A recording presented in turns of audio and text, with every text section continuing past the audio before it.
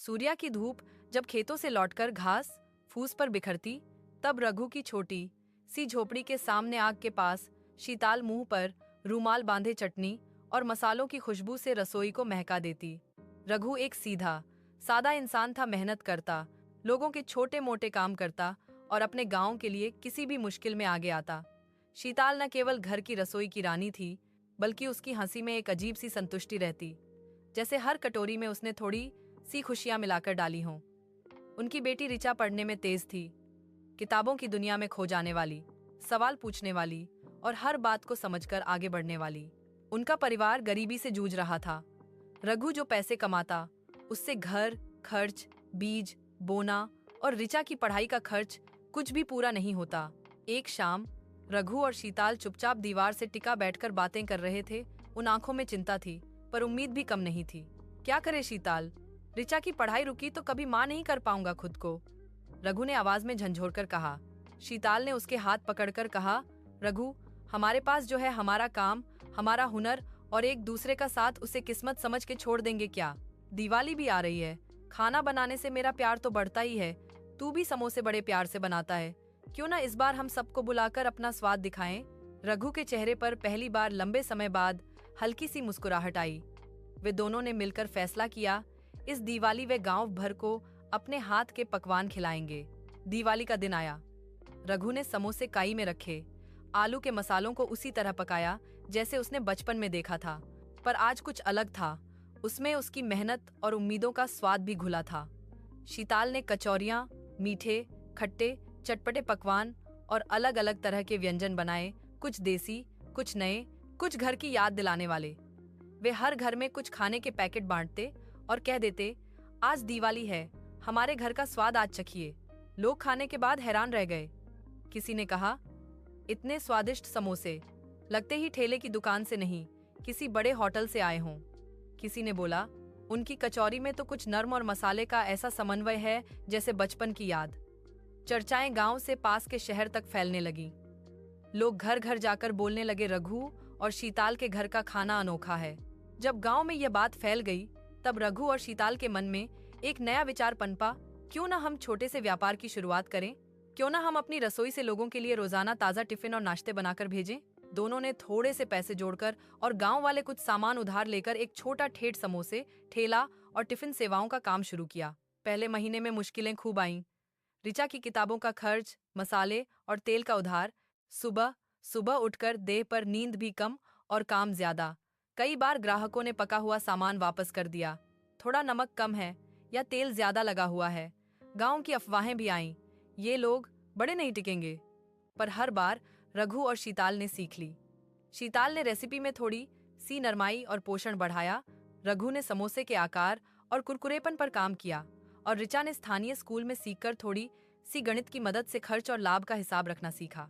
धीरे धीरे चीजें सुधरने लगीं। एक छोटी फ्रूट जूस वाली दुकान ने उनके साथ साझेदारी की, जो ग्राहक उनके समोसे लेते थे वह जूस भी उसी से ले सके।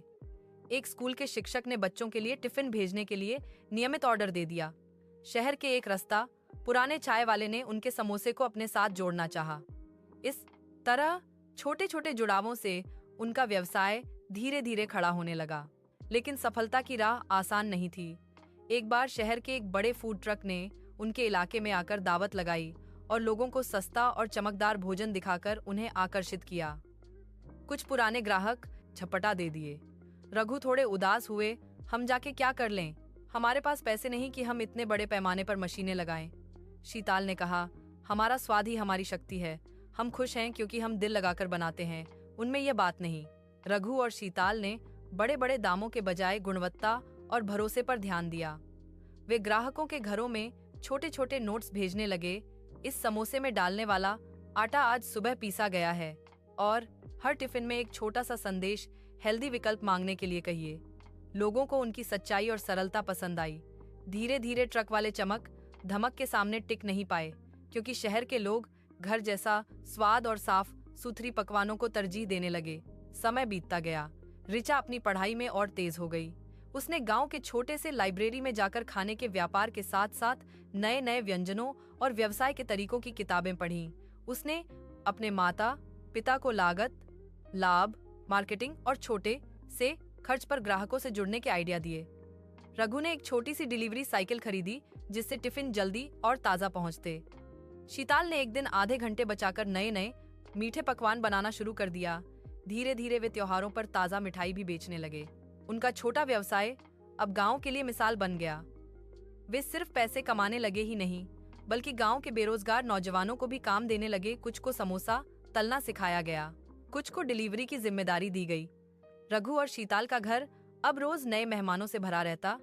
कभी किसी के उत्सव का खाना बनता, कभी पड़ोसियों के छोटे छोटे कार्यक्रम। लोगों का भरोसा बढ़ा और साथ ही रघु की आत्म श्रद्धा भी। एक साल बाद एक सुबह विद्यालय की दीवार पर एक पनजेरा सा नजारा था। ऋचा ने स्कूल के बोर्ड पर अपने लिए एक छोटी प्रस्तुति की। उसने गांव के बच्चों को बताया कि कैसे परिवार की मेहनत और ईमानदारी से उन्होंने सफलता पाई। रघु के आंसू छलक पड़े। शीताल ने उसकी पीठ थपथपाई और गांव वालों ने तालियां बजाईं। ऋचा अब पढ़कर बाहर जाकर नई नई चीजें सीखना चाहती थी।